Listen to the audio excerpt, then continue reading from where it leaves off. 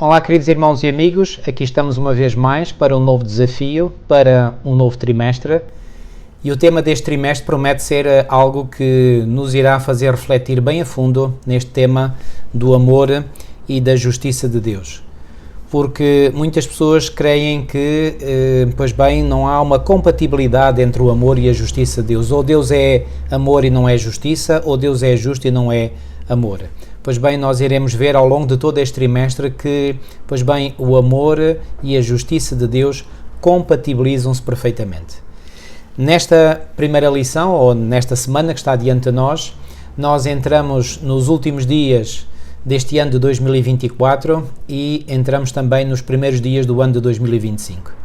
Eu sei que nesta altura do ano normalmente tecem-se alguns comentários, fazem-se algumas reflexões em jeito de balanço do ano que está a terminar. Obviamente que não é o nosso interesse fazer aqui esse balanço, mas permitam-me em muito poucas palavras dizer o seguinte: este ano foi um ano realmente repleto de acontecimentos que não esperávamos, de acontecimentos terríveis, de outros muito alegres. E uma coisa é certa, irmãos e amigos, eu creio, pelo menos essa é a minha convicção, e creio que é a convicção também de todos vós que estáis aí desse lado, que a vinda do Senhor está para muito em breve. Nós não sabemos o dia e a hora, como Jesus disse, senão quando, já no tempo de angústia, aqueles que estiverem vivos, obviamente, ouvirem do céu Deus proclamar o dia e a hora da vinda. Isso já será depois de ter terminado o tempo da graça. Mas até esse momento nós não saberemos exatamente o dia da vinda do Senhor. E por um lado eu digo, ainda bem que assim é.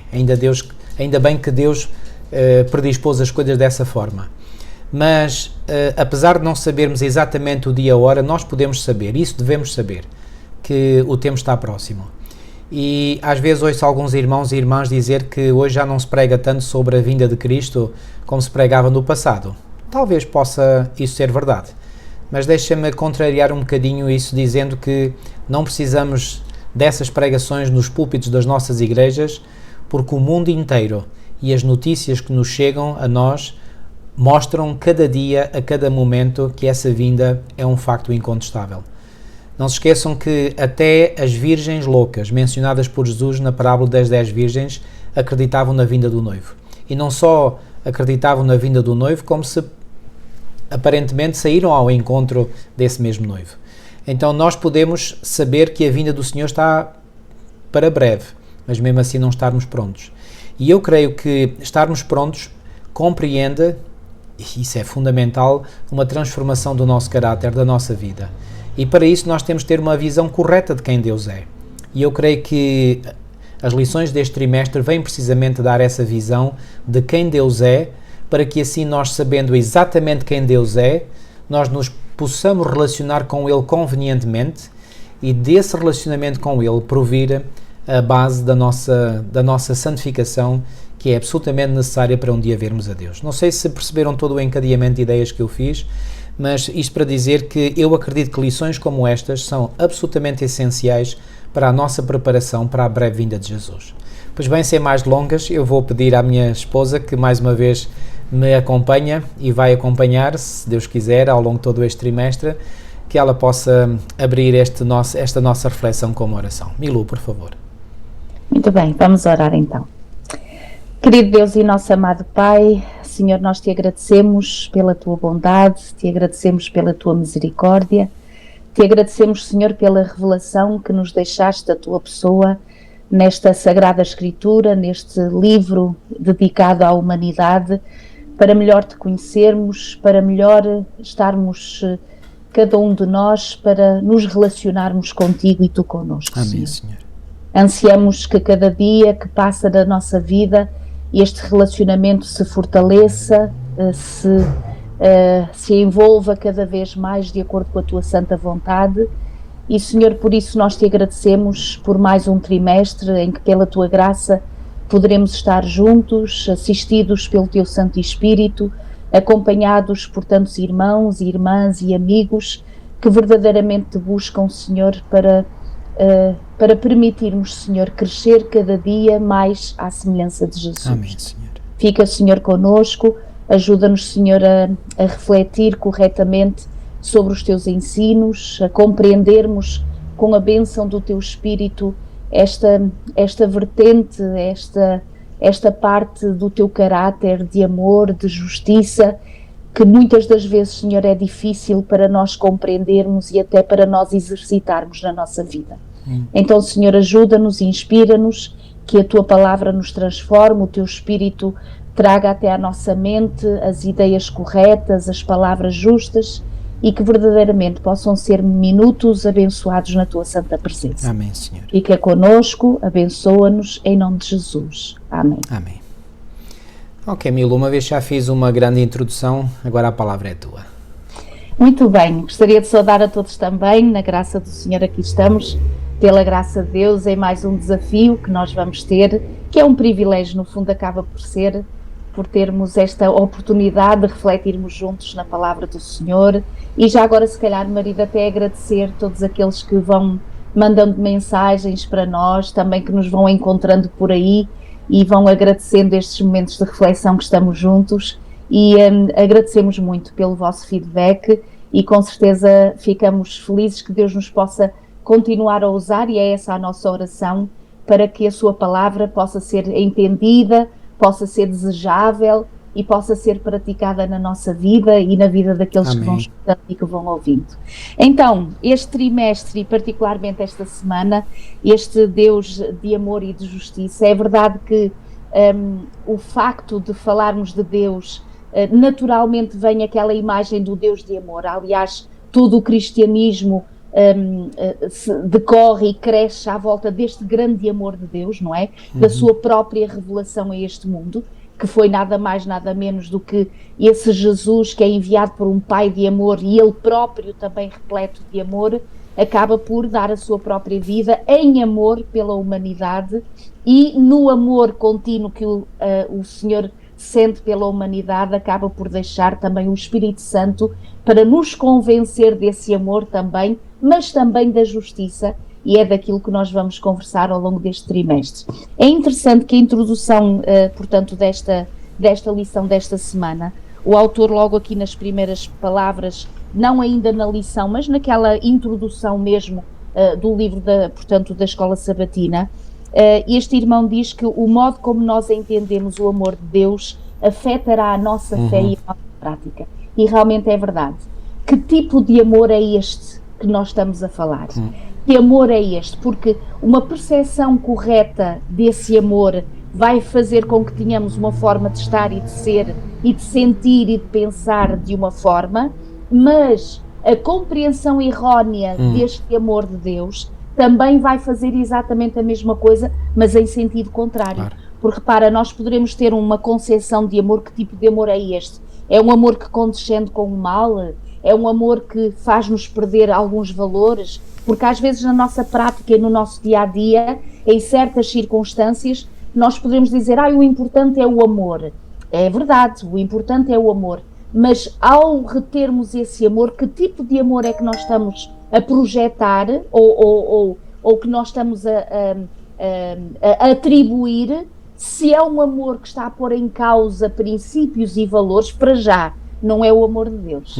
Pode ser alguma coisa de humano, pode ser algum sentimento humano, mas o amor, que é o princípio que venha da parte do Senhor, manterá sempre valores, manterá sempre a não condescendência com o que é errado, mas com certeza é aquilo que nós resumimos, o amor à criatura, mas de forma alguma o amor ao pecado, nunca poderá isso, não é? E portanto eu acho muito interessante esta introdução portanto, do autor, que diz exatamente, e é isso que nós pedimos a Deus, que ao longo deste trimestre nos ajuda a compreender que tipo de amor é este, que acaba por, como diz o autor também, conviver ao mesmo tempo com essa justiça divina, e portanto há uma harmonia, há um equilíbrio.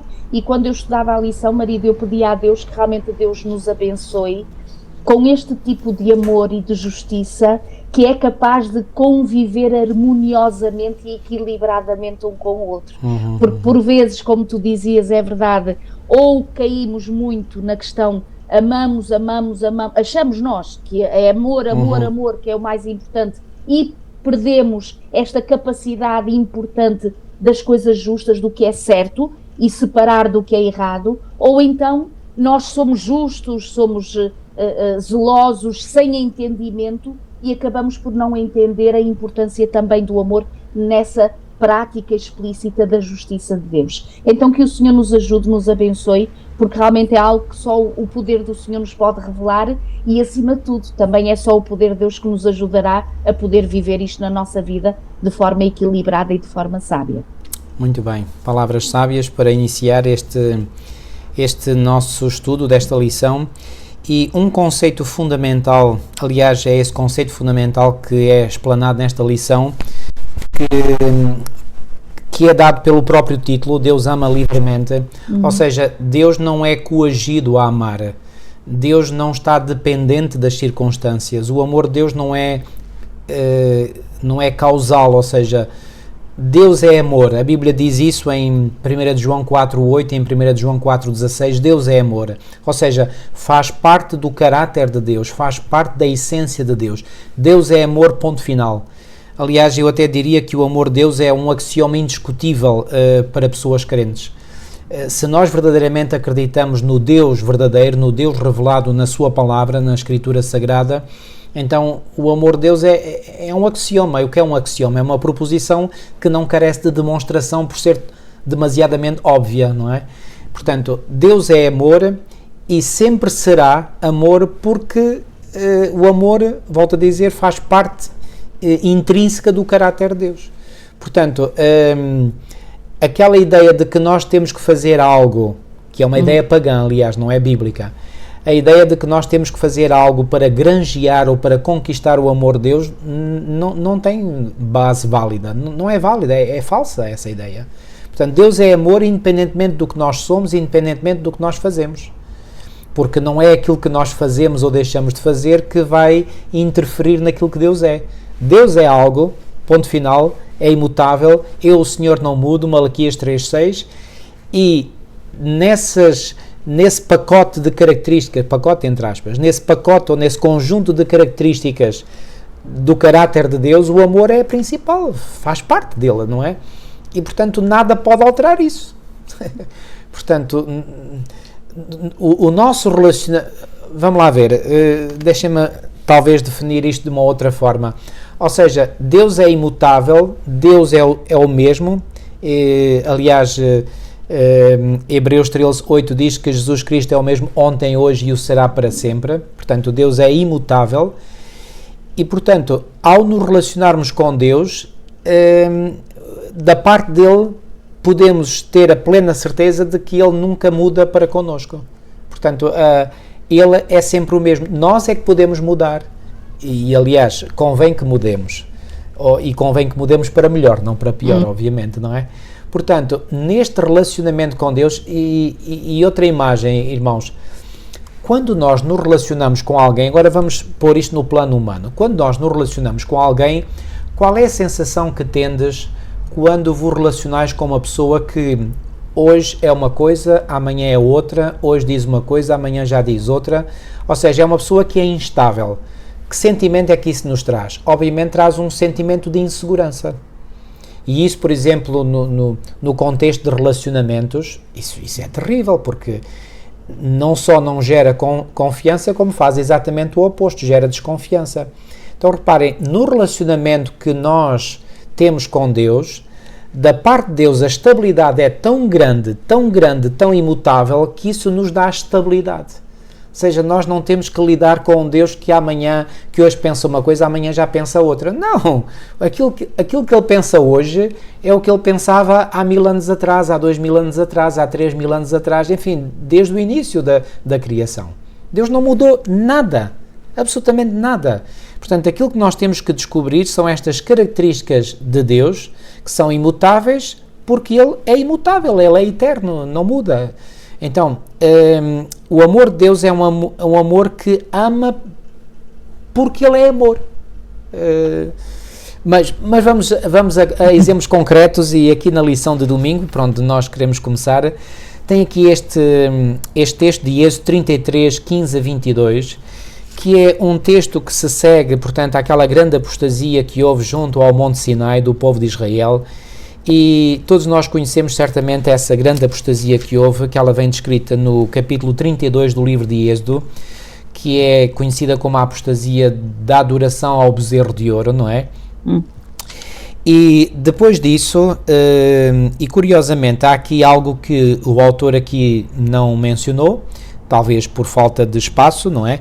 Porque nem tudo se pode conseguir aqui dizer, mas no início do capítulo 33, porque, já agora, vamos ler primeiro este texto, Êxodo 33, 15 a 22, eu posso ler, diz assim: Então disse-lhe, se a tua presença não for conosco, não nos faças subir daqui. Isto foi pedido, portanto, por Moisés, não é, ao Senhor, e ele disse, se a tua presença não for conosco, não nos faças subir daqui. Como, pois, se saberá agora que tenho achado graça aos teus olhos, eu e teu povo?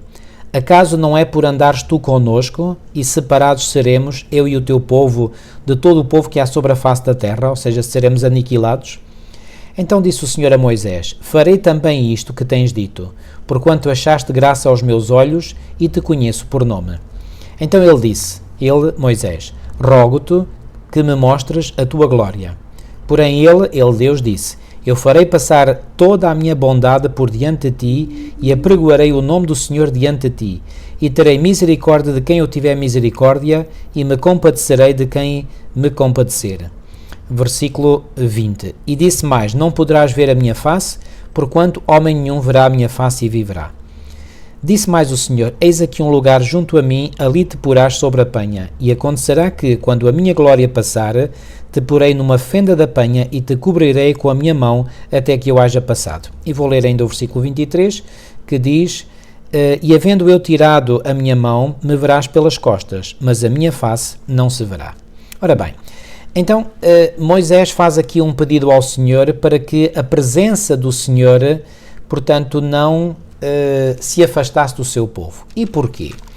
Neste mesmo capítulo 33, mas um pouco mais no início deste capítulo, diz assim, portanto, no versículo 3: Há uma terra que mana leite e mel, porque eu não subirei no meio de ti, porquanto és povo obstinado, para que te não consuma eu no caminho. Então aqui o Senhor está claramente indignado com o seu povo e diz, és povo obstinado e para que não te consuma eu no caminho, eu não vou mais contigo.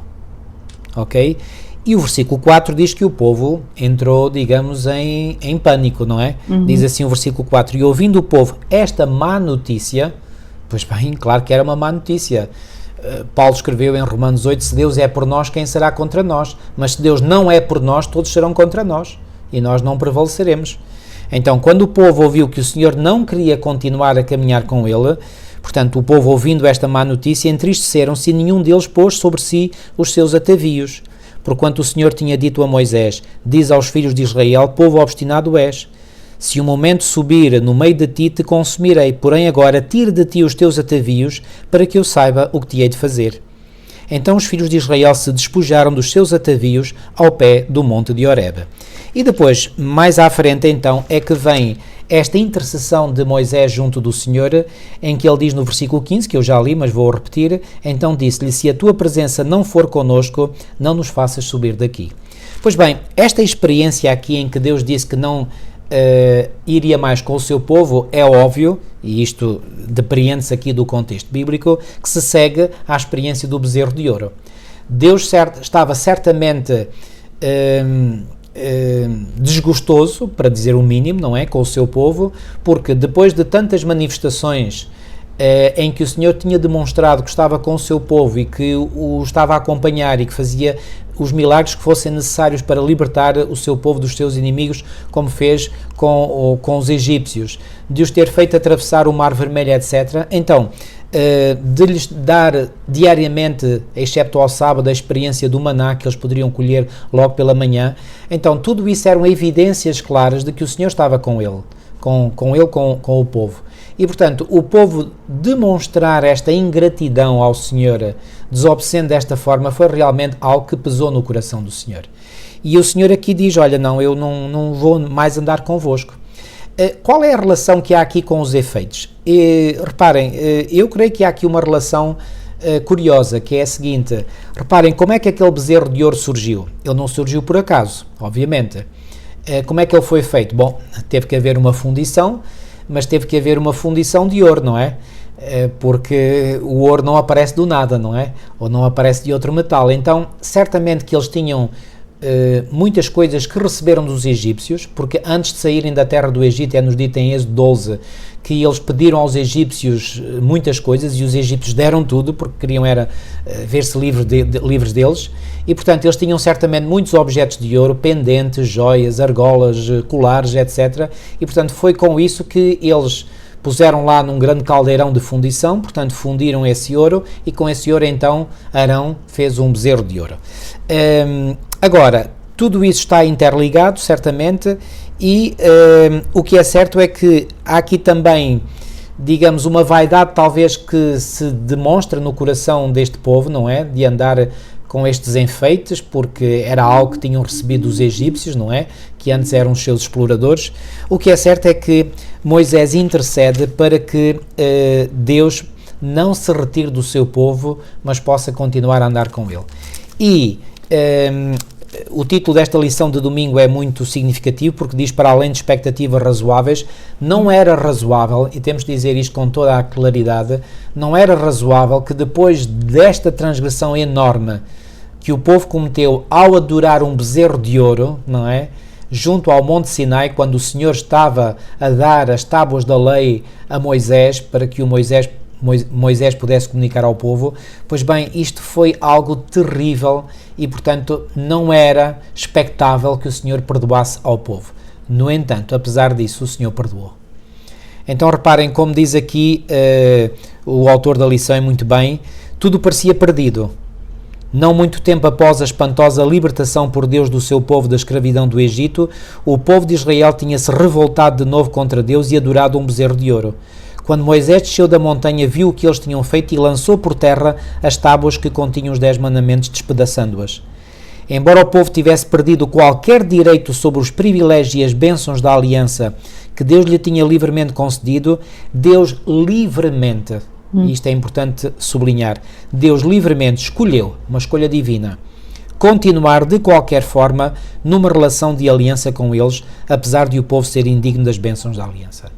Então é isto que é o amor de Deus, é um amor que se manifesta não por qualquer mérito da nossa parte, porque não temos, e reparem, agora podemos atualizar para nós hoje porque é igual, porque a natureza humana não mudou nada, portanto aquilo que é válido para o povo de Israel do passado é válido para nós hoje, o Israel espiritual. Então nós não merecemos nada da parte de Deus, e apesar de não merecermos nada, o amor de Deus para connosco manifesta-se. Então este é um exemplo prático, muito concreto, de que, portanto, esse amor de Deus, portanto, manifesta-se como um ato deliberado e voluntário e livre da parte de Deus. Portanto, nós não podemos fazer nada para, digamos, para sugerir a Deus ou para enternecer o coração de Deus para finalmente Deus assim nos amar. Não. Deus é que trabalha em nós para enternecer o nosso coração, para nós, em resposta ao seu amor, o amarmos a Ele. É assim ou não é, Milo? Já sem dúvida. Sem dúvida. E estavas a falar, estava-me a lembrar daquele versículo que diz: nós o amamos a Ele porque Ele nos amou primeiro. Exatamente. Portanto, é a tal questão de ser Deus a agir em nós, mais do que nós a tentar ver se mudamos exatamente a mente ou o coração de Deus para termos um bocadinho desse amor. E eu creio que esta palavra liberdade é imprescindível ser compreendida para nós entendermos verdadeiramente o que é o amor de Deus. Sem a compreensão desta questão de liberdade, nós nunca compreenderemos o que é o verdadeiro amor. Porque muitas das vezes nos nossos relacionamentos uns com os outros, e aí até se podem cair em situações de violência e de situações muito duras, em que alguém achar que pode fazer com que o outro o possa amar. Isso é portanto, impossível. E exige que o outro o ama assim como ele ama. Isto é impossível. Ou seja, quer ser, as pessoas podem querer fazê-lo e muitas das vezes até o podem fazem. Tentar, mas nunca dá resultados positivos. E surgem situações muito desagradáveis, porque isto não é viável. Ou seja... Induz é o contrário, precisamente o contrário, o sentimento contrário. Isso mesmo, ou seja, Quando nós queremos impor alguma coisa, dizermos que é esse amor, seja ao cônjuge, seja aos filhos ou aos conhecidos, isto já denota que este sentimento ou esta vontade não vem da parte de Deus.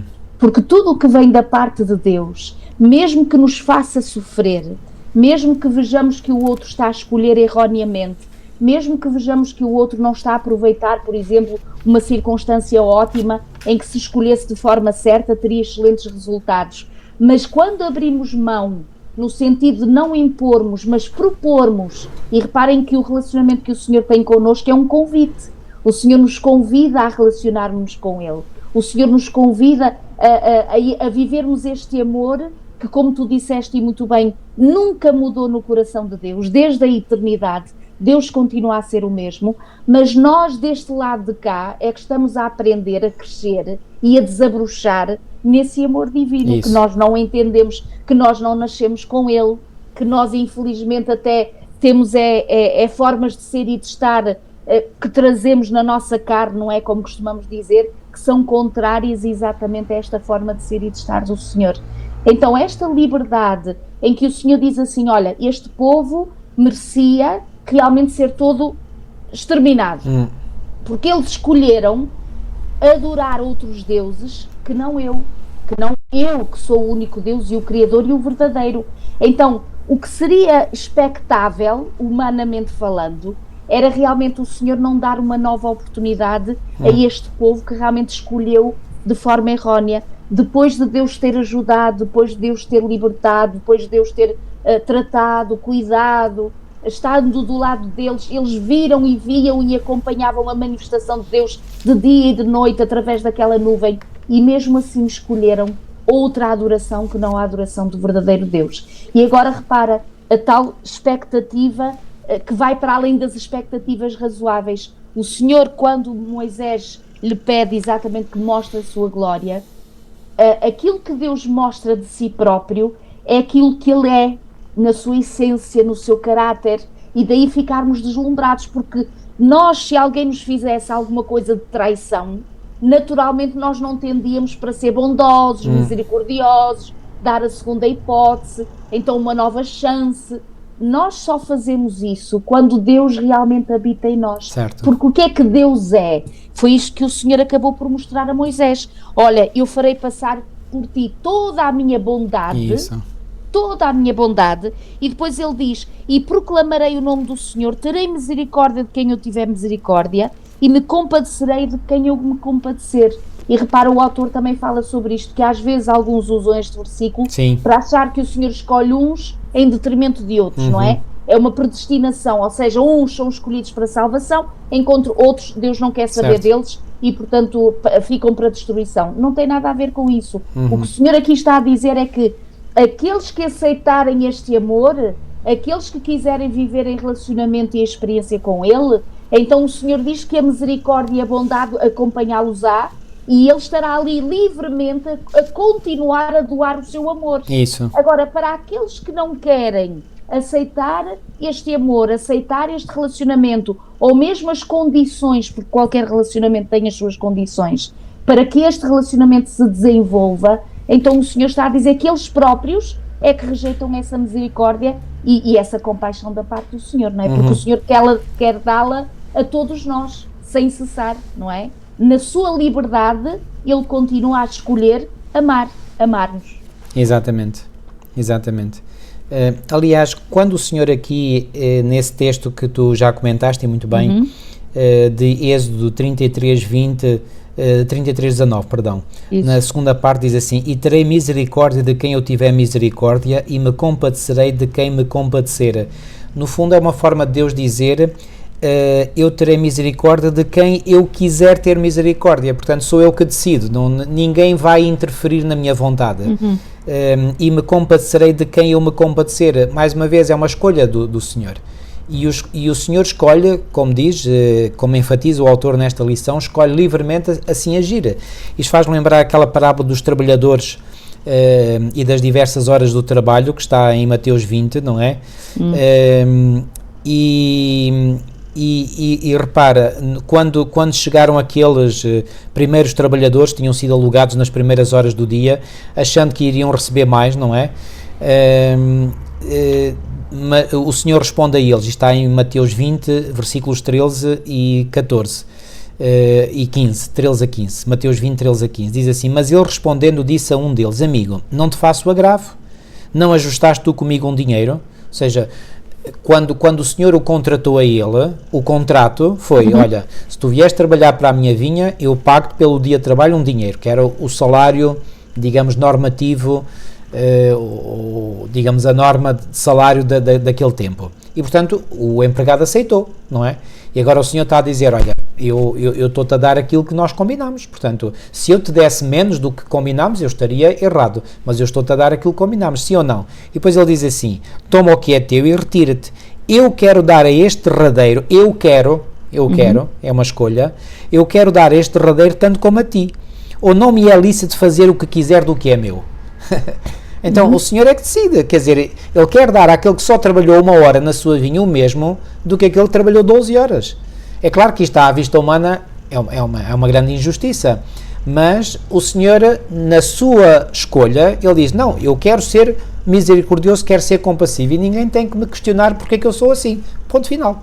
Estão a ver? Portanto, não é uma questão de Deus predestinar a uns para os quais Ele exerce a sua misericórdia e outros não a exerce, não, é uma escolha. E Deus escolhe ser misericordioso para com quem Ele quer. Acabou. E Ele é misericordioso para com quantos? Para todos. Claro. Porque a Bíblia nos diz claramente em 2 de Pedro 3,9 que Deus não deseja que nenhum pereça, mas que todos cheguem ao arrependimento. Estão a ver? Portanto, este é o caráter de Deus. Ok? Agora, o que é que muda, Milu? Ora bem, o que é que muda é a reação daquele que é o visado desse amor. Ora bem, tem mais. Que é cada um de nós que infelizmente não compreendendo, é isso mesmo, não compreendendo a graça e o amor que está por trás de cada ação de Deus para a nossa vida, o Senhor acaba por perceber que o seu amor não é correspondido. E não há nada mais triste, não é, do que alguém querer fazer bem, do que alguém que deu a sua própria vida para poder trazer uma vida completamente repleta de vitória e de alegria no sentido de preparação correta para a eternidade, do que ao Deus se manifestar e ele sentir que a pessoa o rejeita, não é? Mesmo nós, a nível humano, quando nós percebemos que somos rejeitados numa amizade, até num namoro, o que seja, portanto alguns possam ter vivido isso, com certeza que nos sentimos desconfortáveis, é o mínimo que a gente pode dizer, não é? Agora, como diz a lição de segunda-feira, este amor não correspondido, que é apresentado de uma forma tão profunda e de forma tão explícita como é esta questão de Oseias, não é? Que eu creio que agora vais querer fazer referência a isso mesmo, desta imagem não, mesmo foi um convite que Deus fez a este profeta, de realmente ter um relacionamento na sua vida, queria nada mais, nada menos que exemplificar esse amor de Deus pela sua igreja, esse amor de Deus pelo seu povo.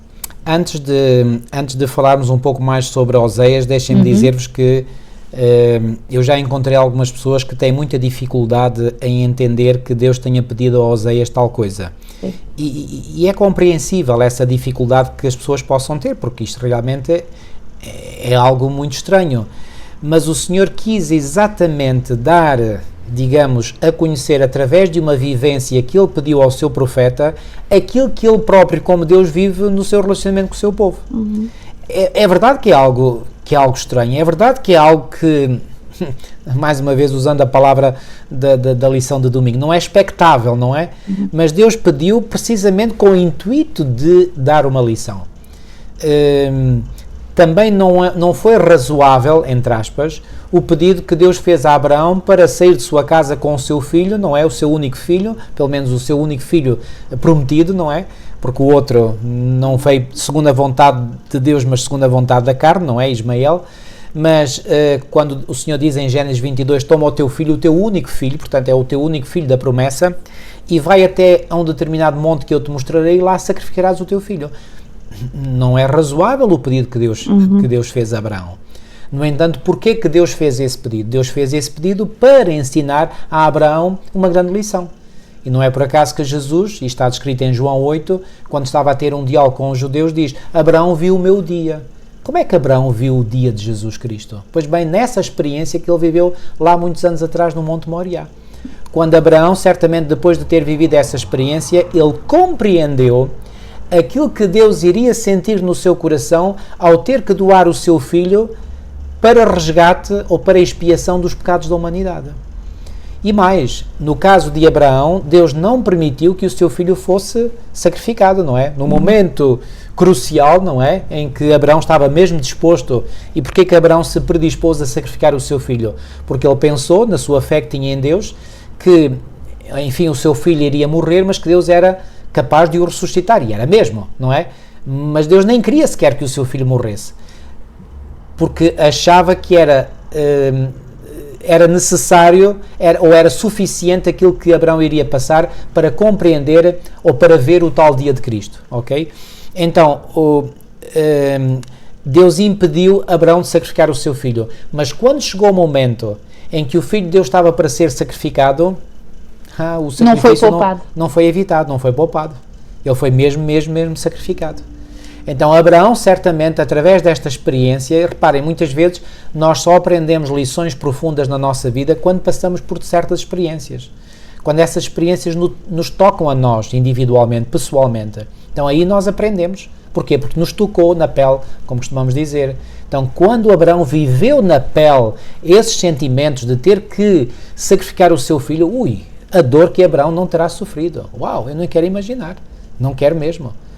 Mas Abraão percebeu que a dor do pai é muito maior. Então, aqui no caso de Oséias, nós temos o mesmo exemplo.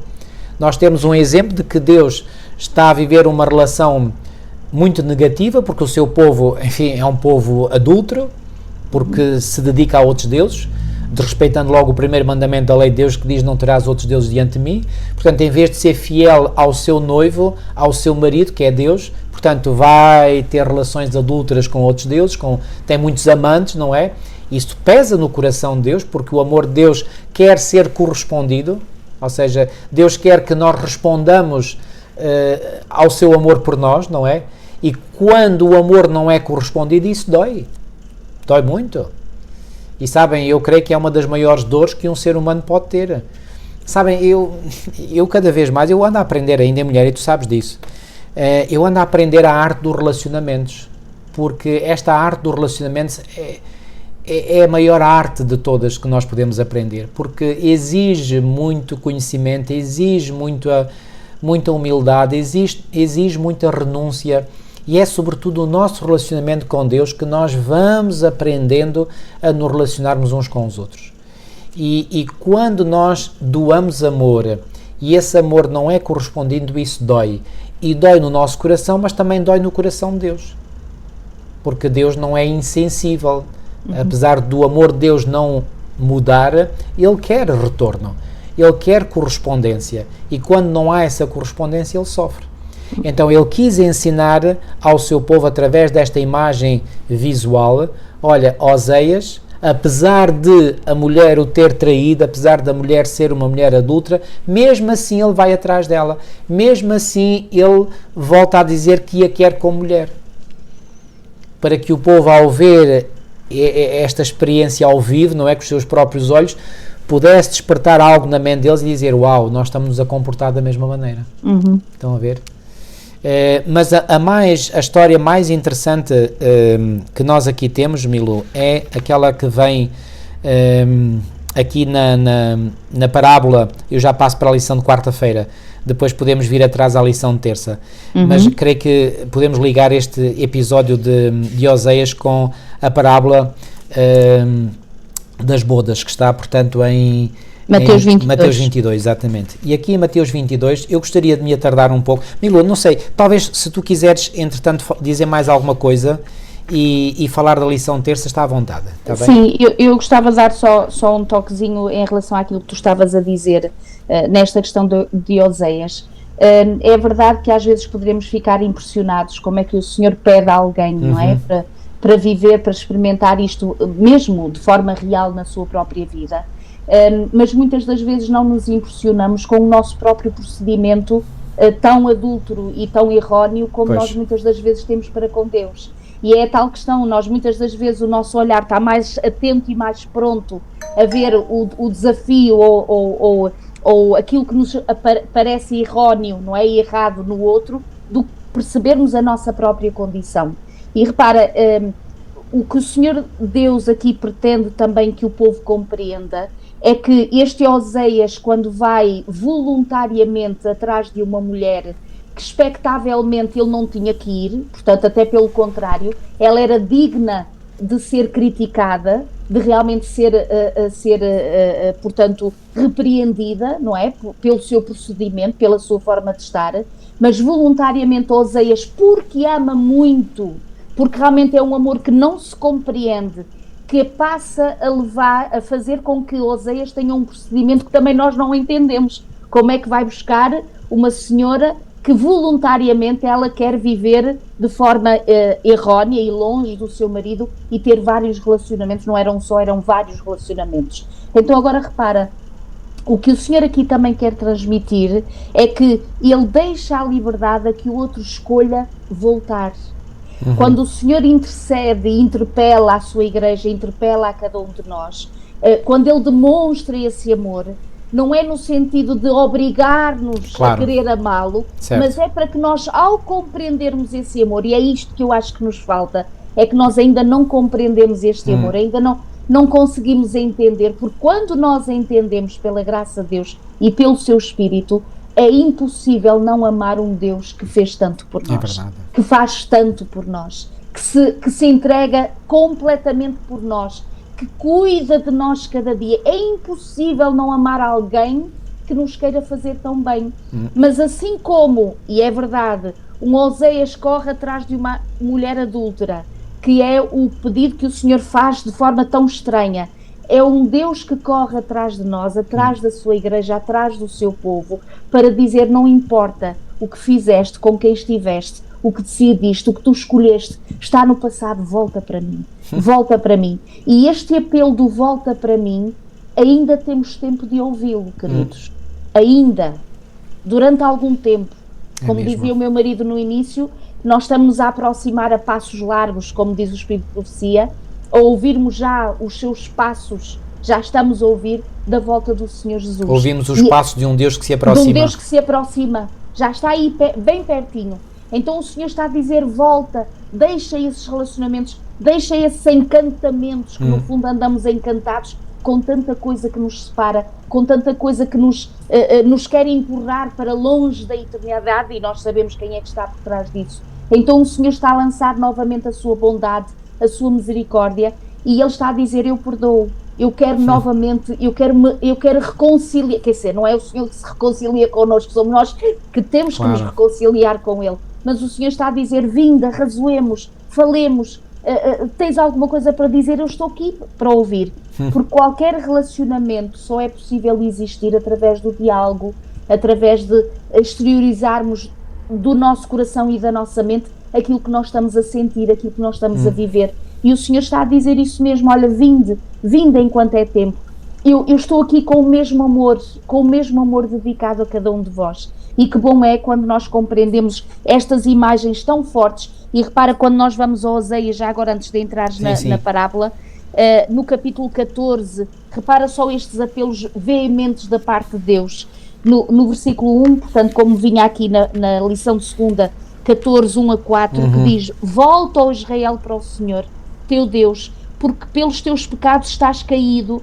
Tende convosco palavras de arrependimento, convertei-vos ao Senhor. Diz-lhe: perdoa toda a iniquidade, aceita o que é bom, em vez de novilhos, sacrifícios dos nossos lábios. E depois no versículo 4, curarei a sua infidelidade, eu de mim mesmo os amarei, porque a minha ira se apartou deles. Portanto, isto acaba por ser, no fundo, até o verso áureo que nós temos nesta semana. Eu até gosto mais aqui desta versão, ora lê, já agora. Que diz no versículo 1, converte-te, ó Israel, ao Senhor teu Deus, porque pelos teus pecados tens caído. Tomai convosco palavras e convertei-vos ao Senhor, diz-lhe: expulsa toda a iniquidade. Não é apenas perdoar, é expulsar toda a iniquidade de nós. e recebe-nos graciosamente, ou seja, pela sua graça, que aliás não há outra forma de Deus nos receber senão pela sua graça. E daremos como bezerros os sacrifícios dos nossos lábios. E depois no versículo 4, eu sararei a sua perversão. Eu sararei, não somos nós que saramos, é Ele que sara. Eu voluntariamente os amarei, porque a minha ira se apartou dele. São palavras extraordinárias. Maravilhosas, maravilhosas. E repara, marido, eu achei muito interessante que só neste versículo, no versículo 4, que é o verso áureo desta semana, nós encontramos aqui o tal equilíbrio e a tal harmonia entre a questão da justiça e a questão do amor. Certo. Repara, para haver o que o Senhor aqui está a dizer logo na primeira parte, eu sararei a tua perversão, isto é necessário e é inevitável ter que existir para nós não recebermos sobre nós aquilo que diz a última parte do versículo, certo, que é a ira do Senhor. A ira do Senhor está a dizer aqui, aparta-se da pessoa, aparta-se de nós, porque Ele curou, sarou a nossa perversão, e portanto é o tal perdão, a tal restauração, certo, que Deus acaba por fazer em nós, e neste entretanto Deus ama-nos livremente. Certo. E é neste amor livre que nos é concedido que nós desabrochamos à imagem e semelhança de Jesus. É isso mesmo. Porquê? Porque entendemos que o Senhor nos perdoa, sara a nossa... E agora repara esta palavra que tu tens nessa tradução, que é essa que vem na escola sabatina, no livro. Na minha eu tenho a infidelidade, que cura a infidelidade, mas eu acho que é mais perversão, sem dúvida. É. Porque eu sararei a sua perversão. Isso. Nós somos muito nós nem temos coragem de assumir isso. Aliás, Jeremias 17:9 não diz enganoso é o coração, e esta versão diz e perverso. Outra diz desesperadamente corrupto. Exatamente. Portanto, e o Senhor nós somos perversos. Pronto, e Ele faz essa obra, tem que fazer essa obra em nós, porque se Ele não a fizer, a sua ira virá sobre nós. Claro. Então nós temos que ser perdoados na nossa perversidade, na nossa malignidade, naquilo que nós temos de erróneo naturalmente em nós e naquilo que depois infelizmente ainda vamos adquirindo, não é? Para isso acontecer, e quando isso acontece, recebermos o perdão, vermos a bondade de Deus, a sua misericórdia sobre a nossa vida, o Senhor diz, nesse entretanto eu voluntariamente vos amo.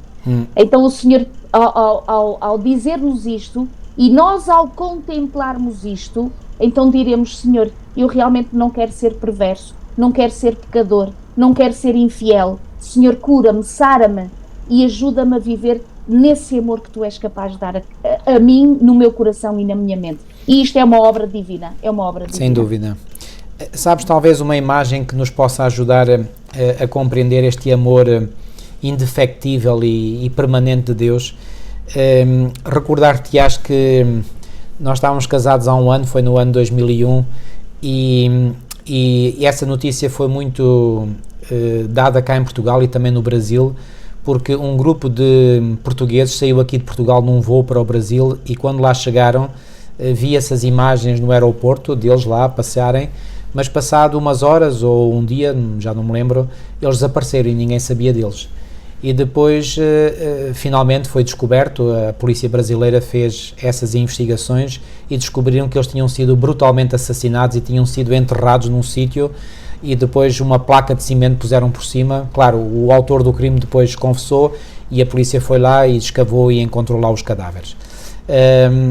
E aquilo que mais me impressionou em toda esta tragédia, que foi uma autêntica tragédia, enfim, oxalá que não houvesse mais tragédias, mas infelizmente estas tragédias estão a ocorrer continuamente. Mas aquilo que mais me impressionou foi que encontraram depois a mãe do principal assassino, ou do assassino, acho que foi só um, e lhe perguntaram o que é que ela achava daquilo que o filho tinha feito. Ela obviamente disse que não concordava e que achava que o filho tinha feito algo terrível. Mas depois logo a seguir ela, de forma assim muito pacata, muito humilde, ela disse, mas apesar de tudo eu amo o meu filho.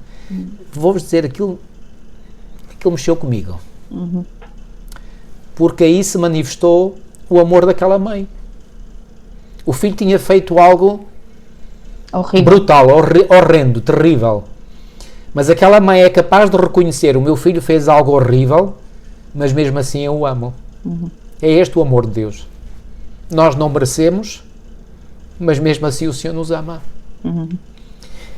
Isto é algo que não se exprime por palavras. É algo que nós sentimos, é algo que nós vivemos. é algo que, obviamente, quando nos toca a nós sentimos esse peso muito grande, porque, apesar das nossas infidelidades, dos nossos erros, dos nossos desvios, dos nossos pecados, da nossa perversidade natural, o Senhor mesmo assim nos ama. Ou seja, não é porque nós fazemos coisas boas que o Senhor nos ama. O Senhor nos ama apesar de nós fazermos coisas más e perversas. Este é o ponto. E isto tem que ficar muito bem encaixado na nossa mente. E, queridos, se nós não tivermos este conceito bem alicerçado na nossa mente, nós patinamos no nosso relacionamento com Deus. Permitam-me esta expressão. Faz-me lembrar também as palavras de Jesus em Lucas 11:13, quando ele diz: se vós que sois maus, sabeis dar boas dádivas aos vossos filhos. Repara, o que é que nós aprendemos destas palavras de Jesus? Nós não damos boas dádivas aos nossos filhos porque somos bons. Nós damos boas dádivas aos nossos filhos apesar de sermos maus. Esta é a verdade. E quer gostemos dela, quer não, esta é a verdade dos factos. Então reparem, apesar de nós sermos maus, damos boas dádivas aos nossos filhos. Qual é a imagem que Jesus quer veicular e que nos quer fazer chegar à mente?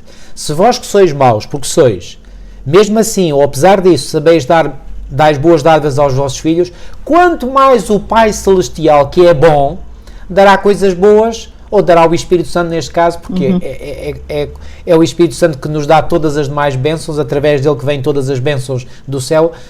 Deus não dará o Espírito Santo àqueles que lhe pedirem. Então reparem, nada em nós modifica o caráter de Deus. Nada do que nós fazemos para bem ou para mal modifica o caráter de Deus. E o caráter de Deus é amor, ponto final, parágrafo. Não há nada que possa, digamos, diminuir esta realidade do amor de Deus. Então, queridos, eu creio que esta concepção tem que ficar muito, muito clara na nossa mente, porque se nós não temos essa certeza do amor de Deus por nós, que é indefectível, que não está dependendo de circunstâncias, nem do meu comportamento, nem das minhas reações, se eu tiver esse conceito como uma âncora da minha alma, isso é algo ao qual eu posso e devo-me agarrar com toda a certeza, como uma sanguessuga que se agarra e não larga mais, agarrar-me a essa certeza e não deixar que essa certeza saia da minha mente. Porque essa certeza é que nos dá depois ensejo ou motivação para nós buscarmos a Deus, sabendo que quando nós o buscamos, Ele nos ouve. Todo aquele que vem a mim, o que é que disse Jesus? João 6,37. Todo aquele que vem a mim, eu não o lançarei fora. É uma certeza, é uma garantia. E amigos, isto é algo que nós não podemos esquecer nunca. Porque sempre que nós fazemos a nossa parte, recorrendo a Deus, indo a Ele humildemente e reclamando a sua misericórdia, o Senhor nos atende. Se confessarmos os nossos pecados, Ele é fiel e justo para nos perdoar os pecados e para nos purificar toda a injustiça. Então, isto é uma certeza que tem que ficar na nossa mente. E nada nem ninguém pode abalar esta certeza. O amor de Deus é indefectível, é um bloco monolítico, é uma rocha que está ali e não sai dali. É o seu caráter, como é o seu caráter, é ele mesmo, é assim. Acabou. E nós, ao contemplarmos esse caráter, portanto, aquilo que ele é, que é esse amor, que é essa revelação, nós é que teremos anseio de ser mudado à sua imagem o nosso próprio caráter também. E, portanto, nós é que vamos mudar, com a ajuda de Deus, claro, Deus em nós, nos ajudará a mudar o nosso caráter, a nossa forma de ser e de estar, a tal perversidade, não é? O Senhor irá limpar como esse que tu contavas, seguramente ao ver o amor da sua mãe, mas essa mãe não tinha poder para mudar o seu caráter. Pois. Mas Deus tem poder para mudar o nosso caráter. E é isso que Ele tem e pode fazer na nossa vida. E achei muito interessante... Agora, certamente, desculpa interromper-te, certamente que a manifestação do amor dessa mãe toca ao coração para ele poder compreender que o amor da mãe é apenas um reflexo do amor de Deus por ele, não é? Isso. E é isso. Aliás, quando a Bíblia diz que é o segundo grande mandamento, amar o próximo como a nós mesmos, como é que nós amamos o próximo? Tem que ser com este amor. Ou seja, independentemente daquilo que o próximo nos faça, nós temos que amar. É um amor princípio. Este é que é o verdadeiro amor, não é um amor sentimento, não é um amor que depende das circunstâncias, não é um amor que depende da reação do outro. Eu amo porque eu vou amar aquela pessoa porque ele me ama, se ele não me amar, está quieto, não vou amar. Não é isto. Não é isso? Aliás, se nós amamos dessa maneira, então, amigos, peço imensa desculpa de vos fazer cair do pedestal, mas se esse é o amor com que amais alguém, então posso-vos garantir que esse amor não provém de Deus. Esse é um amor humano, é um amor carnal. Esse amor não tem valor nenhum. O verdadeiro amor é aquele que não está dependente das circunstâncias. Ama porque é assim, porque é o meu filho, porque é a pessoa que eu amo, ponto final, parágrafo. Independentemente do que essa pessoa me possa fazer, eu amo. Se o amor de Deus está no meu coração. Podemos nos entristecer, podemos realmente ficar tristes, como o senhor, repara, até já agora na lição de terça-feira era isso que eu ia fazer referência, e vem de acordo àquilo que eu ia dizer, quando aqui o autor, logo no primeiro parágrafo, na lição de terça, diz, não merecemos o amor de Deus e nunca o poderíamos ganhar. Isso. E inversamente, Deus não necessita de nós. Claro. O Deus da Bíblia não necessita de nada. O amor de Deus por si, por mim e por todas as pessoas é inteiramente o resultado da sua vontade.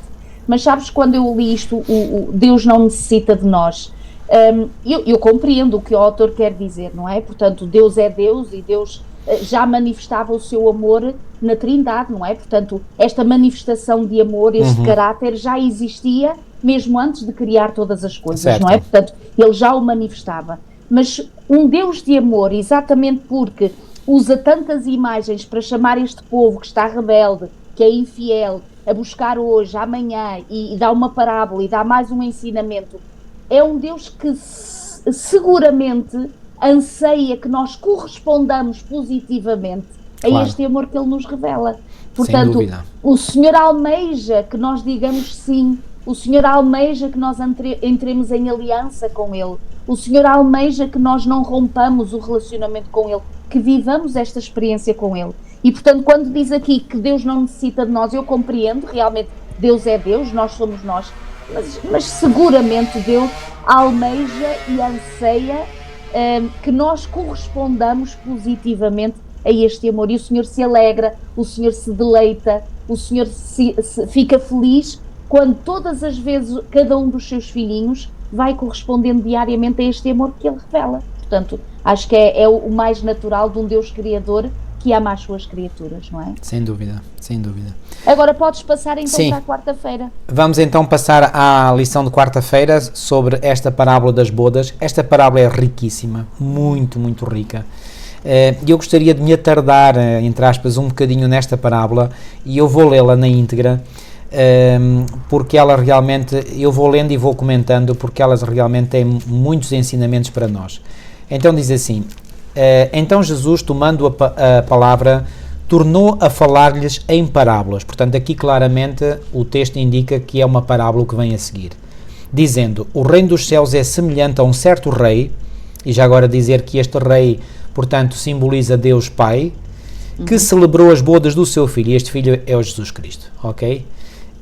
E enviou os seus servos. Quem são estes servos? A Bíblia não diz que Deus não fará coisa alguma sem primeiro revelar o seu segredo aos seus servos, os profetas. Portanto, e profeta não é só aquele que prevê acontecimentos. Profeta é todo aquele que fala em nome de Deus. Claro que esta definição de profeta é uma definição mais lata, mais abrangente.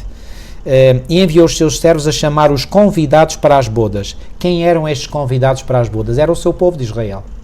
Ok? E estes não quiseram vir. Não quiseram. Aliás, aqui Jesus disse algo inserido num contexto de parábola, mas mais à frente no capítulo 23, ou seja, no capítulo logo a seguir, quando Jesus diz no versículo 37, Jerusalém, Jerusalém, que matas os profetas, os tais servos, e apedrejas os que são enviados, também são servos de Deus. Quantas vezes quis eu, Jesus Cristo, ajuntar os teus filhos como a galinha ajunta os seus pintos debaixo das asas, e tu não quiseste. Pois bem, aqui Jesus não disse em forma de parábola, aqui disse em palavras literais, em palavras destituídas de qualquer simbolismo. Então, quando diz no versículo 3 que estes não quiseram vir, portanto está a referir-se ao povo de Israel. Versículo 4, depois enviou outros servos, dizendo, dizei aos convidados, reparem, ninguém foi forçado a vir. O que é um convidado? É aquele a quem é dirigido um convite. Não é aquele a quem é imposto algo, não é? Convidado é alguém a quem foi dirigido um convite. Obviamente que, se é convidado, pode dizer sim ou não ao convite. Como é óbvio, não é? Quando fizemos convites para o nosso casamento, não é? Pois bem, as pessoas eram livres de vir ou não vir, não é? É isso que é um verdadeiro convidado. Se assim não é, então já não é convidado. Dizei aos convidados: eis que tenho o meu jantar preparado, os meus bois e cevados já mortos, e tudo já pronto, vinde às bodas. Porém eles, não fazendo caso, foram um para o seu campo, outro para o seu tráfico, e os outros, apoderando-se dos servos, os ultrajaram e mataram. No mesmo capítulo 23, nos versículos 34 e 35, Jesus disse, aqui também de forma clara, sem ser no contexto de uma parábola: portanto, eis que eu vos envio profetas, sábios e escribas. Portanto, aqui, sábios e escribas, portanto, todos aqueles que falam em nome de Deus. E a uns deles matareis e crucificareis, e a outros deles açoitareis nas vossas sinagogas e os perseguireis de cidade em cidade, para que sobre vós caia todo o sangue justo que foi derramado sobre a terra, desde o sangue de Abel até ao sangue de Zacarias, filho de Baraquias, que mataste entre o santuário e o altar. Então, o Senhor está a prever que eles vão matar ainda profetas, mas no passado já mataram também. Então, quem são estes servos da parábola que foram mortos, como é aqui indicado em Mateus 22:6, são aqueles servos do Senhor que são mortos. Versículo 7. E o rei, tendo notícia disto, encolerizou-se, e enviando os seus exércitos, destruiu aqueles homicidas e incendiou a sua cidade. Uma previsão da destruição de Jerusalém que iria ocorrer no ano 70 da nossa era. Estão a ver? Claro que isto é tudo em linguagem simbólica, porque estamos no contexto de uma parábola. E em qualquer parábola Jesus usou linguagem simbólica, linguagem figurada. Versículo 8. Então disse aos servos: as bodas, na verdade, estão preparadas, mas os convidados não eram dignos. Reparem, os convidados não eram dignos. E não eram dignos porquê? Não eram dignos porque não aceitaram. Tão simplesmente isso. Reparem, comparem o final do versículo 3 com o final do versículo 8. O final do versículo 3 diz que os convidados não quiseram vir. E o final do versículo 8 diz que os convidados não eram dignos. Então, associamos uma coisa à outra. Os convidados não quiseram vir, os convidados não eram dignos. Eu sou indigno do reino dos céus se eu não quiser aceitar o convite para ir para o reino dos céus. A indignidade resulta da minha escolha, não resulta de um decreto arbitrário da parte de Deus, declarando-me indigno a mim e digno o outro. Sou eu próprio é que me declaro indigno a mim mesmo se eu recusar um convite que me é feito por Deus. É isso que provoca a indignidade. Versículo 9. E depois às saídas dos caminhos, claro, estes servos já são os servos do Novo Testamento, não é? Da Nova Aliança. E depois às saídas dos caminhos, e convidai para as bodas a todos os que encontrardes. Convidai, mais uma vez, um convite. Não há aqui obrigação nenhuma, não há imposição nenhuma, é um convite. E os servos, saindo pelos caminhos, ajuntaram todos quantos se encontraram, tanto maus como bons. Reparem, diz aqui, ajuntaram todos quando se encontraram. Reparem, eles também não encontraram todos. Por isso, e já vou comentar isto um bocadinho mais à frente. E a festa nupcial foi cheia de convidados. E o rei, entrando para ver os convidados, viu ali um homem que não estava trajado com vestido de núpcias. E disse-lhe: amigo, como entraste aqui não tendo vestido nupcial? E ele emudeceu. Sabem porquê que ele emudeceu? Porque não tinha argumentos. Porque o vestido nupcial era providenciado à entrada do salão de festas, do salão do banquete. E, portanto, todos aqueles, independentemente da forma como viessem vestidos, tinham a possibilidade de, à entrada do salão, mudar de vestes, porque o rei oferecia gratuitamente a veste nupcial, ou seja, uma veste apropriada para entrar no salão de festas, e este homem provavelmente achou que o seu vestido, a sua vestimenta era muito boa, e pensou: mas porquê é que eu vou aceitar a veste que o rei me quer oferecer se a minha é tão boa? Sabe o que é que isto mostra? A justiça própria. Eu não quero aceitar a justiça de Cristo porque acho que a minha é boa. Porque é que eu vou aceitar a de Cristo se a minha já é boa? As minhas obras. As minhas obras, aquilo que eu faço. Não, amigos, nós temos que nos despojar completamente das nossas justiças. Que o profeta Isaías disse são o quê? Trapos de imundícia. E nós temos que aceitar a justiça de Cristo, o Senhor, justiça nossa. Aliás, é o próprio Senhor que é justo. Ao aceitarmos o Senhor, aceitamos a sua justiça, obviamente. Então, ele emudeceu, versículo 13, então disse o rei aos servos, amarrai-o de pés e mãos, levai-o e lançai-o nas trevas exteriores, ali haverá pranto e ranger de dentes. E depois termina o Senhor a parábola, agora aqui rematando, digamos, com a conclusão, com a lição a retirar da parábola, porque muitos são chamados, mas poucos escolhidos. Muitos são chamados. Curiosamente, eu nunca tinha refletido neste ponto e refleti agora pela primeira vez neste ponto, quando estava novamente a estudar esta parábola para a lição desta semana. Repare que não diz que todos são chamados, só diz que muitos são chamados. Ou seja, há alguns a quem o convite não chega. Reparem que quando o Senhor, alguns poderão dizer, não, espera lá, pastor, mas aí diz, muitos são chamados, então, mas o texto não diz, no versículo 10, e os servos saindo pelos caminhos ajuntaram todos, quando se encontraram, todos, mas todos quê? Todos que encontraram, mas certamente eles não encontraram a todos. Aliás, o versículo 9 diz, e depois às saídas dos caminhos e convidai para as bodas a todos os que encontrardes. E volto a dizer, eles certamente não encontraram todas as pessoas. Aqueles que eles encontraram é que eles convidaram. Repare, como é que nós podemos, e depois eu liguei isto a outros versículos que já conheço.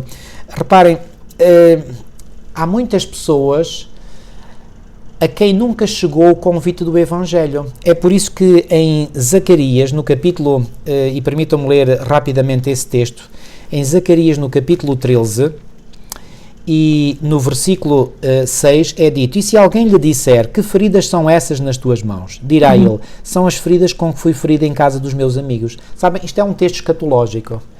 Isto é um texto que denota uma pergunta que alguns redimidos farão ao Senhor quando virem a única marca que ficará, digamos, depois do mal ter terminado, a única marca que ficará, digamos, que o pecado existiu, é as marcas nas mãos e nos pés de Jesus. Então há alguns dos redimidos que perguntam, Senhor, que feridas são essas nas tuas mãos? Claro, não são as feridas, são as cicatrizes das feridas, melhor dito, não é? E dirá ele, são as feridas com que fui ferido em casa dos meus amigos. Então, mas aqueles não sabiam disso? O que é que isto denota? Que estas pessoas nunca ouviram falar do Evangelho. Porque todos aqueles que ouviram falar do Evangelho sabem que Jesus foi ferido para a nossa salvação. Eu um dia no céu não vou ter que perguntar ao Senhor, Senhor, que feridas são essas? Porque eu sei o que é que lhe aconteceu. Então isto denota que há pessoas que não sabem, e não sabem porquê. Repito, porque o Evangelho não chegou a eles. E alguns de vós perguntarão, então, mas se o Evangelho não chegou a eles, como é que Deus o julgou? É simples. Em Romanos, no capítulo 2, Paulo explica como. Romanos 2, nos versículos 14 a 16, Paulo diz isto, porque quando os gentios que não têm lei fazem naturalmente as coisas que são da lei, não tendo eles lei, para si mesmos são lei, os quais mostram a obra da lei escrita em seus corações, testificando juntamente a sua consciência e os seus pensamentos, quer acusando-os, quer defendendo-os, no dia em que Deus há de julgar os segredos dos homens por Jesus Cristo segundo o meu Evangelho. Curiosamente, Paulo aqui associa a ideia de julgamento a estes gentios que não sabiam da lei. Então, como é que eles foram julgados? Com base no conhecimento que tinham, com base no conhecimento que a sua consciência, que é a voz do Espírito Santo, conforme Paulo diz em Romanos 9.1, lhes indicou. Pessoas que viveram de acordo com a luz que tinham, serão julgadas de acordo. Irmãos, quantas e quantas pessoas ao longo da história não têm ouvido falar do Evangelho, não têm ouvido falar da lei de Deus? É verdade que sabemos que haverá um tempo em que este Evangelho será pregado para servir de testemunho a todas as nações e o convite do Evangelho vai chegar a todo o mundo. Mas enquanto esse tempo não chega, quantas e quantas pessoas hoje estão a morrer que nunca ouviram, nunca tiveram conhecimento profundo da palavra de Deus? Não porque não quisessem, atenção, não estou a falar daqueles que tiveram a oportunidade e não quiseram. Essa é outra classe. Não, estou a falar daqueles que não tiveram a oportunidade, que vivem em nações pagãs, de tradição pagã, não tiveram conhecimento. Será que Deus simplesmente vai ignorar essas pessoas? Não, vai julgá-los de acordo com o conhecimento que tiveram. Então, muitos são chamados. Não todos foram chamados, mas muitos são. E isto dá-nos também uma lição para nós em termos evangelísticos. Nós não somos responsáveis por evangelizar todo o mundo, ou seja, todas as pessoas. Nós somos responsáveis por evangelizar aqueles que encontramos. Acho que esta é a conclusão mais lógica. Eu acho interessante que também como explicação, e o autor fala sobre isso no fim da lição de quarta-feira, ao dizer muitos são chamados, mas poucos escolhidos, quando ele diz aqui, no último parágrafo, de facto Deus chama, isto é, convida todos para a boda de casamento. No entanto, qualquer um de nós pode recusar o amor de Deus. Lá e no está. fundo era isto que se via, não é? Aliás, por isso é que houve alguns que recusaram, não é? Ora bem, este porque é o tinham aspecto essa que liberdade. o autor quer aqui enfatizar, que é da Exatamente. liberdade de escolha de cada um de nós Isso tem. mesmo. A liberdade é essencial ao amor. Deus nunca impõe pela força o seu amor, seja a quem for. É triste dizer, mas podemos rejeitar ter um relacionamento de amor com Deus. Exato. E é isso que acontece, é isso que nós vamos vendo. Os eleitos, ou seja, são aqueles que aceitam o convite. Para aqueles que amam a Deus, Ele preparou coisas maravilhosas de qualquer coisa que possamos imaginar. E mais uma vez tudo se resume à questão de amor e da liberdade inerentes ao seu amor. Ou seja, quando diz que muitos são chamados, mas poucos escolhidos, não é o Senhor que escolhe e deita uns fora e escolhe outros. É a nossa postura diante desse amor e a decisão e a escolha que nós fizemos, É isso mesmo. que vamos colocar-nos do lado dos escolhidos ou então do lado daqueles que não quiseram saber e que escolheram porque tinham negócios, não é? O que é que ele diz aqui? Um foi para o campo, o outro foi para o seu negócio, ou seja, escolhemos outras coisas na vida que achamos mais importantes do que era o amor de Deus para connosco. E, portanto, daí fazer-se naturalmente esta seleção. Nós E mesmo assim, o facto de nós escolhermos ir às bodas não é só por si, repito e sublinho, só por si garantia de que estaremos salvos. Exato. Porquê? Porque aquele indivíduo que entrou sem o vestido de núpcias, ele aceitou o convite, ele foi lá para a sala do banquete, mas depois foi expulso. Ou seja, não participou do banquete. Exato. O banquete não se iniciou antes de ele ter sido expulso. Então ele foi expulso. E sabem, esta parábola é uma parábola que nos ensina, dá-nos uma lição preciosíssima sobre o julgamento que nós adventistas chamamos, e quanto a mim muito bem, o julgamento investigativo. Aquele julgamento que Deus iniciou no final do período profético das 2300 tardes e manhãs. O que é que esse julgamento determina? Quem, dentre aqueles que aceitaram o convite, estará apto ou não a fazer parte das bodas. Exato. Talvez vou detalhar um bocadinho melhor. Deus não julga a todos os seres humanos, Deus julga apenas aqueles que aceitaram o convite para as bodas. Reparem que aqui na parábola que eu acabei de ler, o Senhor, ou seja, o tal rei que estava a promover o casamento do seu filho, ele não foi avaliar como estavam vestidos aqueles que não aceitaram o convite para as bodas. Ele só avaliou aqueles que estavam dentro da sala. Os outros que não quiseram vir, esses já estavam perdidos. Aliás, há um texto em João 3,18 que eu acho que é muito esclarecedor sobre esta temática aqui, porque há muitos que acham que esse julgamento investigativo diz respeito a todos. Não. Diz respeito apenas e só, fixem esta ideia.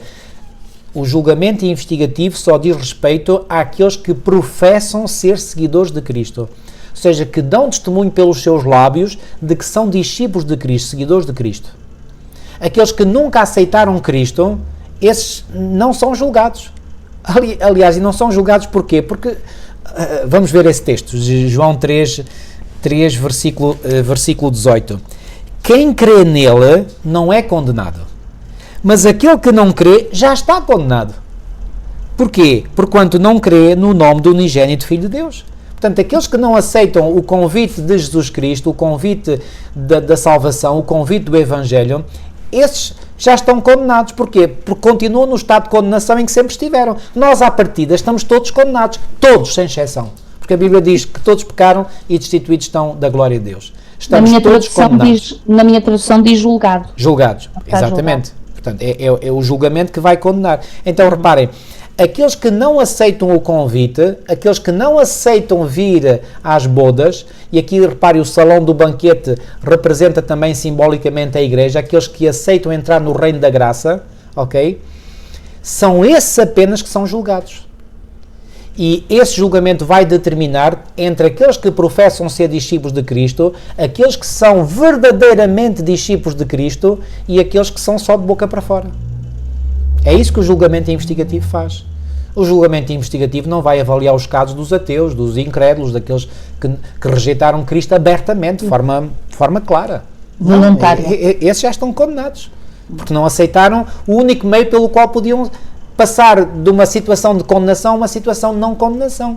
Aliás, quando Paulo diz em Romanos 8.1, agora pois já nenhuma condenação há, mas para quem? para os que estão em Cristo Jesus. Se não está em Cristo Jesus, está condenado. Se está condenado, acabou. Nem vale a pena perder tempo com essa pessoa. Portanto, só irão ser avaliados, repito, é a parábola que nos ensina isso.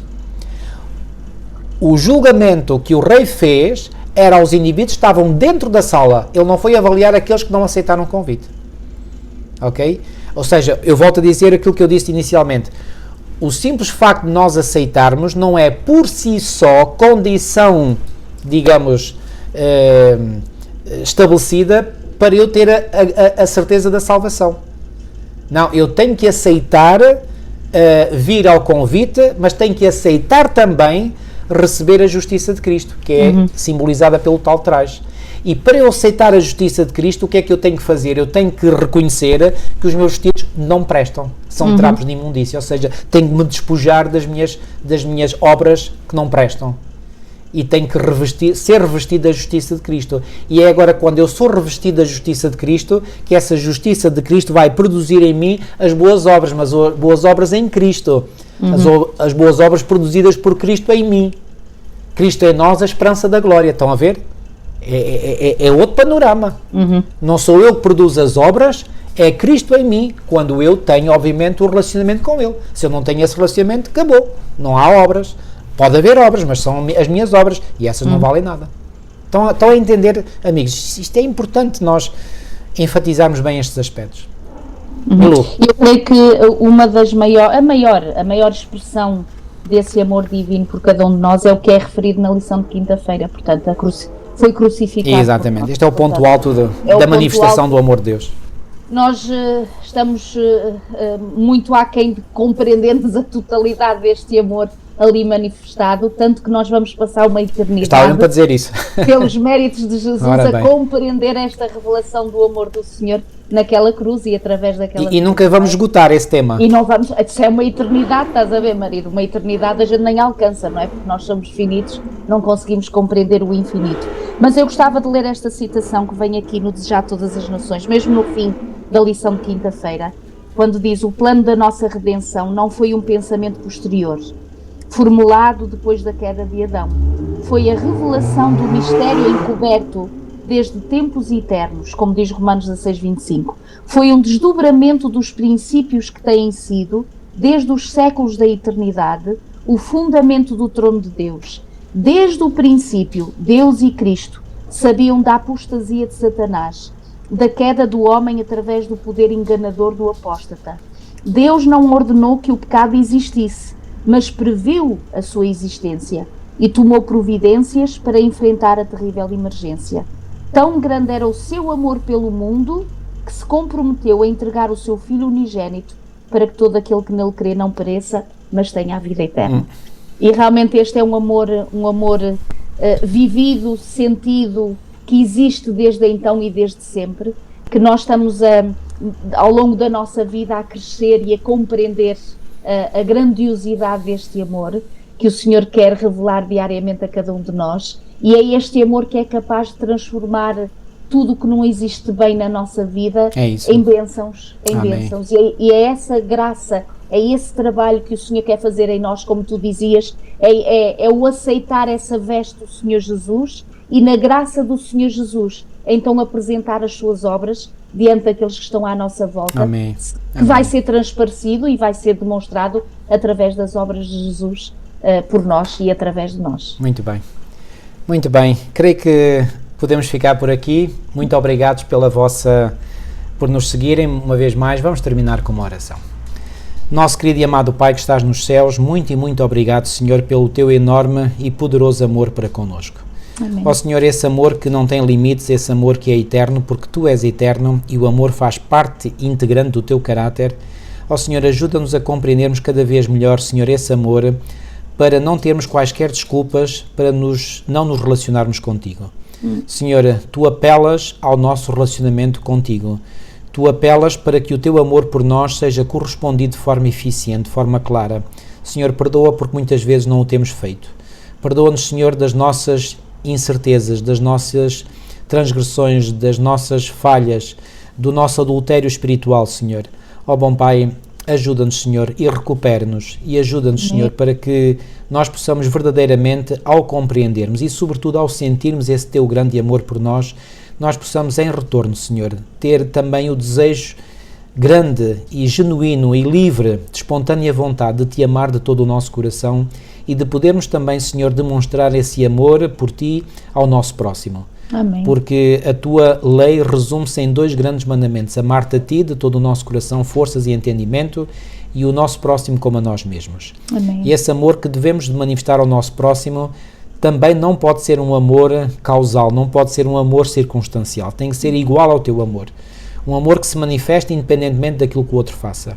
Ó Senhor, ajuda-nos, pois, Senhor, temos tanto a aprender e tanto a crescer em Ti, mas não desistas de nós, Senhor. Continua a estar connosco e acompanha-nos no nosso crescimento espiritual, que queremos que chegue à plena maturidade, para assim podermos refletir na perfeição o caráter do nosso amado Salvador. Amém. Isto é o que nós te pedimos e pela fé te agradecemos, em nome de Jesus. Amém. Amém. Queridos amigos, despedimos por hoje, ficamos por aqui e marcamos o nosso encontro para a próxima semana. Até lá, que Deus vos continue a guiar e a abençoar grandemente. Que Deus vos abençoe e até para o ano, se Deus quiser. É isso, até para o ano.